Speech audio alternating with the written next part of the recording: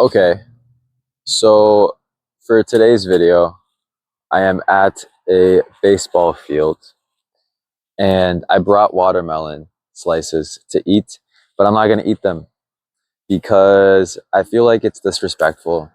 I'm at home plate right now, and whoever may play, I don't want that type of energy, even though they'll probably never know that I was eating watermelon exactly at the place where maybe their anxieties or their fears or their nervousness may come to fruition, um, and also their aspirations, their dreams. I just don't want to disrupt the energy here, so I will wait until after finishing this video. And that is, in a way, a form of what we're going to be talking about today in this video. What we're going to be talking about is today being the fourth day of the of the 8th month of the year. So August 4th, 8 and 4 being 12, 12 being a number of divine completion, the 12 tribes of Israel, the 12 zodiac signs in almost all of the zodiacal systems, and like a dozen eggs, just being like a divine number of completion. I want to touch on and go into three big things. The first being karmic forms, the forms in which karma can take. I want to talk about karmic stability, and then I want to talk about how these two work together. So 1 and 2 being 3, which is perfect. So we have a set of 3 things that I would like to discuss with you or teach. So talking about karmic form, I say this because karmic being the number 8, being in August, this being a very karmic month, and 4 being a number of form, as in like FORM, as in FOUR, form. If you understand that the energy of form or 4 is inside of the word form. Now, when I say karmic form, what I mean to say, or what I intend to tell you, is that karma takes different forms. When I also speak about karma, it applies to money as well, because money is a form of karma. It's a form of energy transfer. The same bills in circulation circle back through different hands and exchange energies, and sometimes go back to the same people. So karmic forms. Karmic form would be the way in which your karma takes form. So if you live a life in perfect karma, in perfect blissful karma, and everything you do is perfectly formulated in a way where you're not doing anything that's going to create negative karma, you may have the form, or your life may take the form, your life form may become a life that is beautiful, a life that is prosperous, a life that is abundant, a life where people are so positive to you because of the way that you are positive to people, because of that perfect, blissful karma that you maintain. Now, is that really realistic? Is that possible? Not for me, because I'm human. I am perfectly imperfect. And I have less faith in myself being perfectly karmic than I have this faith in you. So what that creates is a form of karma that is balanced in its own way, in the sense of the life that I am living now is the life that was formed by my karma, by the things that I did in the past. by the things that I thought about myself, by the way that I treated myself karmically. Because this karma thing, it obviously expands outwards, but it very much so expands inwards, or it goes inwards as well. In a way, as if you act very positively to everybody around you and you're very karmically in line with everyone, you may have a beautiful outside karma, or your eggshell may look beautifully decorated, but the core, the yoke, that burden that you carry may be a self-inflicting negative karma, a type of thing where you're amazing to everyone, but you're really mean to yourself. Maybe you have insecurities, which most people do, but maybe you point a dagger at yourself every time you give yourself a compliment, or in that way. You understand. So, what is the form of karma that you should be attempting to take? I can't tell you. I'm me. But what I can do is I can suggest the form of karma that I would imagine would be a good form of karma. This karma would be in the form of inequality, a zero-sum game where no side wins and no side loses, but all sides come out of a formulation equally. They feel like they learned and they taught. I obviously want to teach you certain things, but I also very most definitely want to learn from you in your comments, in your stories, in your personal anecdotes, and in the beauty of your life. That's the way that I feel your karmic form would be fulfilled, would be complete. Another way of looking at karmic form would be your deva, or your god, whoever your god may be, whoever you are a devotee of, whoever you worship. That god, that godhead, in a way, is taking the form of your karma. It is showing you that, for example, if you were someone that did a lot of stuff that you maybe regret doing, or did things that you feel you need to be purified of, or things that you need to be baptized through, or things that you need to be cleansed of. Christianity is a very good Godhead. Jesus is a very good example of your karmic form revealing to you what you need to do, forgiving people in the past, forgiving people in the present, and forgiving people in the future. Truly so. If you are a devotee of Kali, for example, like me, then your Godhead, your karmic form, would tell you that there are many things that you need to reduce.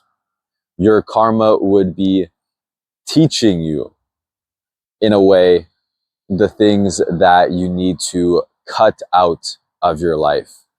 Negative karma, maybe too much positive karma, in a way where it is actually inflicting damage on your inner core, on your yoke, where your yoke is not able to develop because it lacks the nutrients that you so desperately crave, but that you are giving and giving and giving to other people. As an aside, your karma, if we talk about the word karma itself, what is karma? If we think about Kali Ma, Kali would be the mother. the ma. If you think about in different languages, your ma, your ma is your mother. It is your motherly figure. It is your maternal guide. It is your nurturer. It is your source of nourishment. So in that sense, your karma is you, your subconscious, that is directly linked to your conscious mind, being that mother and teaching you and nourishing you in a way that only you will understand, in a way that only you will be able to see its form. This is going back to if you flip the number 8 horizontally or you rotate it horizontally and it looks like spectacles, it looks like eyes, and being able to recognize that form, being able to see the form in which your karma has taken place in your life so far, and how you can rectify certain things, and how you can in the future build a better karma. So that was an aside. Karma is really there as a personal mother, as a personal teacher, as a guide that you only are able to see. Because you are the only observer of all of your life's actions. You may be able to tell somebody or relate to somebody a story of something that you did in the past that you felt badly about, that you are attempting or in the process of resolving. But in reality, the observer, the true observer, is you. You are the true judge of your own karma. And you dole out this judgment in everything that you do, in every single possible way. The siren.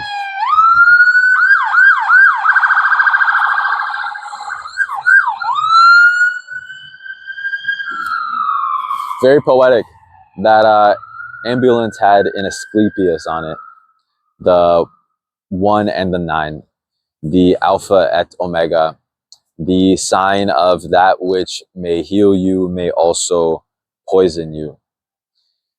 And that is a beautiful example of your karma. Your karma is able to heal you, very much so. It is able to mend you and truly transform you as a person. Your karma is also able to guilt trip you and make you feel horrible about the things you did and make it so you can't even get out of bed and you can't even do the things that would put you in a place where your karma is at baseline or your karma is morally justifiable to yourself. But moving on, the next thing on the agenda would be your karmic stability. The number 4 is a number of stability. If you think about the 4 legs on a table, if you removed one of those legs, the table would topple over. You wouldn't be able to find stability in that table. If you think about your 4 limbs, we're in a place now in medicine and technology where you're able to lose a limb, and this limb is then able to be replaced, and you can regain stability, a form of stability. But if you were to just lose a limb, one of your 4 limbs, if you were to lose one, you would lose a sense of stability, a big sense of stability. Stability truly is a sense of control, a sense of balance. The 4 legs on a table balance this table. If one of those legs is not there, the table is unbalanced. This is true in your karma.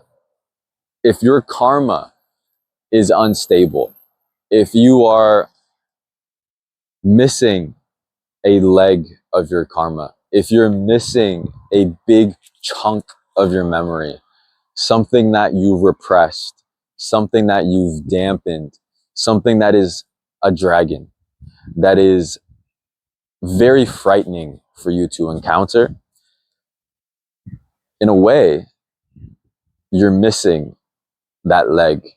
Even if that leg is a negative leg, it is still there to create a form of stability, to create a complete hard drive. So understand that remembering things, remembering your past. I have this exercise that I do with people, and it is something that changed my life. And what it is you going into a private place, somewhere secluded, doesn't matter where it is. The energy would be better or would be more potent if it was somewhere where a lot of memories are stored. And I tell students, I tell them to just chant this mantra. And it's an English mantra, so you shouldn't have trouble. And this mantra is remember every day. Remember every day. Remember every day. And what that does is if you think about the members of your body, the members, they form a complete body. And your memories are bodies. Your memories have members. And when you remember those memories, you create a form that you are able to then understand, that you are able to communicate with, versus you splitting apart the members and casting them long and far, far and wide. So that's something that may be useful to you. In my mind, it would be very useful to you. And you can do this for 10 minutes, for 5 minutes, even for 30 minutes. I've done it up to an hour. And it really brings out a lot. You'll find yourself becoming extremely emotional, extremely raw. And when you take a bandage off, when you are in the process of healing, you see that rawness. You see that wound. And that is in the form of how you heal the wound. In the process of you resolving that injury, that wound, that trauma, you must see it in its rawness. And I have to give credit to Ma Kali for that. This was something that was passed down to me. Another ambulance.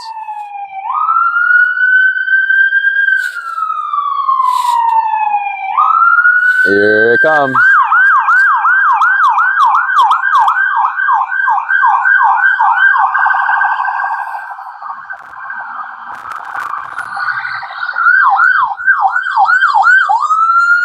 Okay, so that was an ambulance with an Asclepius on it as well.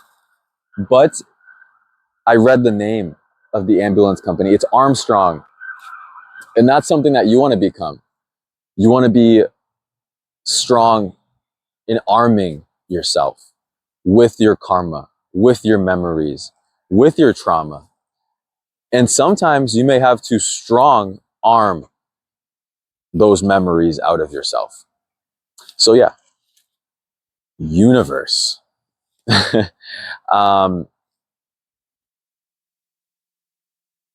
The final thing would be how to combine both of these things, how to combine your karmic form, how to combine your karmic stability and create one stable form of your karma. This is very beautiful. And this applies also to your finances. How do you create a financially stable form of yourself? How do you create a stable form of healing?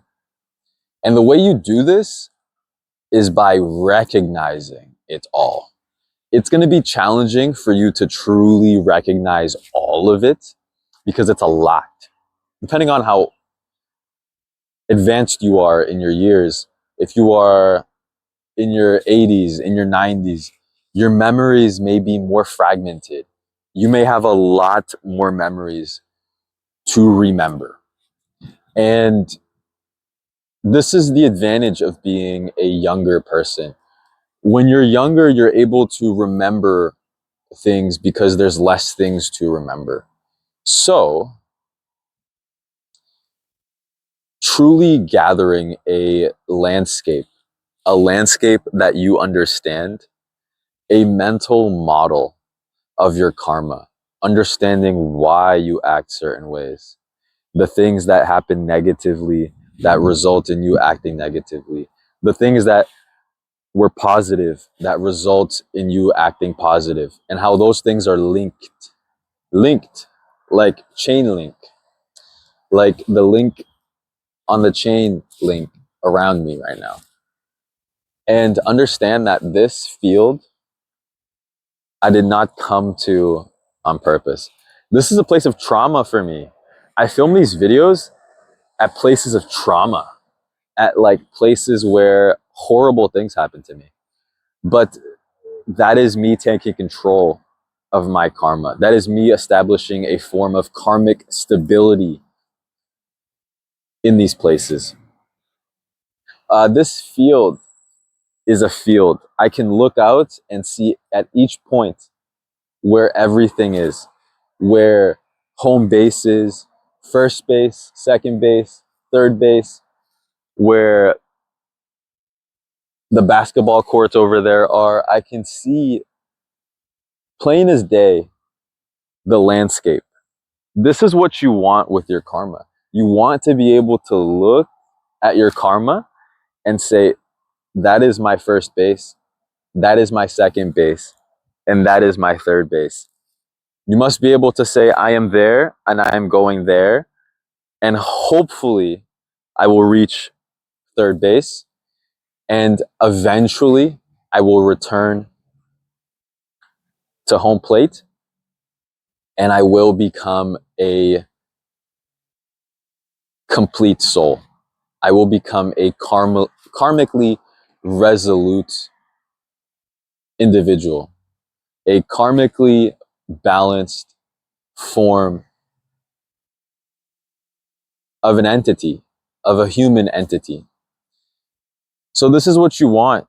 You want this for your karma, and you want this for your finances as well. You want to be able to look out into your finances and say, I owe that person money, and I am going to reach that person, and I'm going to make money with that person, and then I'm going to return to that person, and I'm going to give them that money, and I'm going to absolve myself of that karmic debt, of that literal debt. So this is something profound. This is something that is your mission to become complete, to become divinely complete, to become perfect. I said, I am perfectly imperfect, but it is our mission to become perfect. It is our mission to become like the Godhead we look up to, or as close as we can possibly be to that Godhead. That is going to be all for this video today. I'm going to eat my watermelon and be very happy about it. And one last thing. two last things. I was gonna eat the watermelon, and I was gonna eat the watermelon and tell you while I'm eating the watermelon, oh look, this is karmic form. This is an example of karmic form. I'm eating watermelon and I'm teaching you how to heal yourself, and understanding that the karmic form, the healing form, whoever is healing you can take a different form. They can take many, many forms. A homeless man, a criminal, a priest, a saint, a child, an infant can heal you in their own way, in their form, in the form that they exist, in the form that they act, in the form that they represent themselves. And then the last thing I want to talk about would be, I went to the store, right, to get this watermelon, and there was a woman handing out Christian flyers. And the flyers said what you would expect them to say. You know, getting people to a church, saying everything that happened to Jesus and how he resolved a lot, and or everything. And this is interesting. This happened. I was near the woman, so close to her, she could hear my breath as I was going into the store because she was standing outside of it. And she gave everybody around me a flyer. Everybody. And people would come out of the store and she would give them a flyer and they would say, no, I don't want your flyer. And I turned around to this woman as I was entering the store and I said, here, give me one.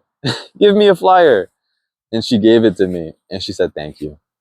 And in a way, that is beautiful, because you may be trying to karmically heal someone, but the form in which you may be doing it may be too selective. You may be trying to select exactly who is going to receive your healing, who is going to receive your divinity in the form that you believe it should be received. But understand that that will bring judgment. That will. Because up in wherever you believe up is, or down in wherever you believe down is, the judge of you, the judgee, will say, hey, you healed this many people, but you were too picky. Really, you could have healed 20 times more if you had used the same amount of energy, but just been less judgmental on who you healed, on why you healed them. An example of this would be Jesus and healing that blind man, and healing the leper, and healing people that other people viewed as not deserving of his miracle. So understand that. Understand the form in which your karma will be judged, the form in which you judge your own karma, and the form in which you resolve or rectify your karma. That is all. I wonder how long this video is. I think this might be the longest one yet, which I'm proud of. 29 minutes. I will see you in the next one.